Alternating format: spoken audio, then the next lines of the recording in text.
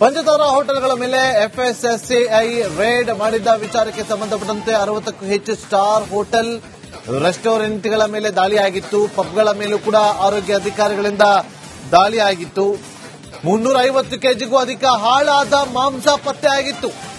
ಬಳಕೆಗೆ ಯೋಗ್ಯವಲ್ಲದ 232 ಕೆಜಿ ತರಕಾರಿಯನ್ನ ಜಪ್ತಿಯನ್ನ ಕೂಡ ಮಾಡಲಾಗಿತ್ತು. 32 ಲೀಟರ್ ಅವಧಿ ಮೀರಿದ ಹಾಲು ಪತ್ತೆಯಾಗಿತ್ತು. 100 ಕೆಜಿಗೂ ಅಧಿಕ ಬೇಕರಿ ಉತ್ಪನ್ನ ಸೀಸ್ ಮಾಡಲಾಗಿತ್ತು.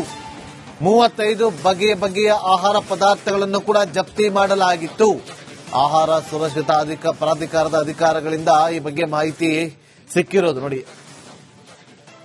ಹೈಫೈ ಅನ್ಕೊಂಡು ನೀಟು ಹೈಜೀನ್ ಅನ್ಕೊಂಡು ನಾವು ಪಂಚತಾರಾ ಹೋಟೆಲ್ಗಳಿಗೆ ಹೋಗ್ತೀವಲ್ವಾ, ಇದು ಅವರ ಹೈಜೀನ್. ಕೊಳೆತೋಗಿರೋ ಮಾಂಸ, ಎಕ್ಸ್ಪೈರಿ ಆಗಿರೋ ಹಾಲು, ಬೂಸ್ಟ್ ಬಂದಿರೋ ಈರುಳ್ಳಿ,